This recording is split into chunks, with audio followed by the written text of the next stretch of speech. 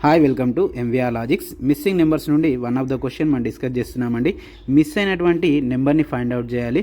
So మరి ఇక్కడ first కాలం కనుక చూసినట్టయితే మనకు ఆన్సర్ అనేది 0 రావాలండి.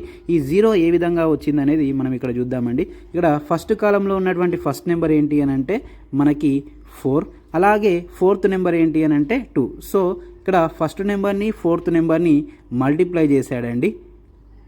తర్వాత మైనస్ ఇక్కడ సెకండ్ నెంబర్ని థర్డ్ నెంబర్ని ప్లేస్ చేశాడండి, అంటే 5 + 3 చేశాడు.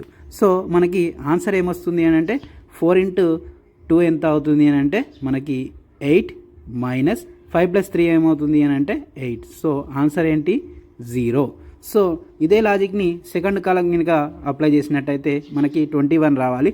సో చూద్దాం వస్తుందా లేదా అనేది. ఇక్కడ ఫస్ట్ నెంబర్ ఎంత అంటే 7, అలాగే ఇంటూ ఫోర్త్ నెంబర్ 4 మల్టిప్లై చేశాడు, మైనస్ తర్వాత సెకండ్ నెంబర్ ఏంటి అంటే మనకి 3, అలాగే థర్డ్ నెంబర్ ఎంత అంటే 4, దీన్ని ప్లస్ చేశాడండి.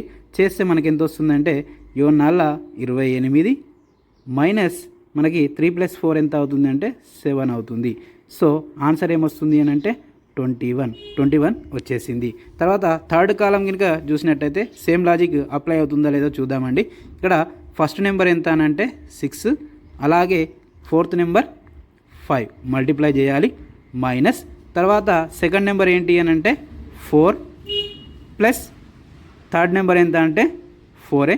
సో ప్లస్ చేయాలి. చేస్తే మనకి ఎంత వస్తుంది అని అంటే 6 × 5 ఎంత అవుతుంది అంటే 30, మైనస్ 4 + 4 ఎంత అవుతుంది అంటే మనకి 8.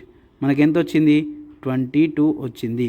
సేమ్ ఇదే లాజిక్ని అప్లై చేసి ఫోర్త్ కాలం యొక్క ఆన్సర్ ఏంటో కామెంట్ రూపంలో తెలియజేయండి. వీడియో నచ్చితే తప్పకుండా లైక్, షేర్, సబ్స్క్రైబ్ చేయడం మర్చిపోకండి.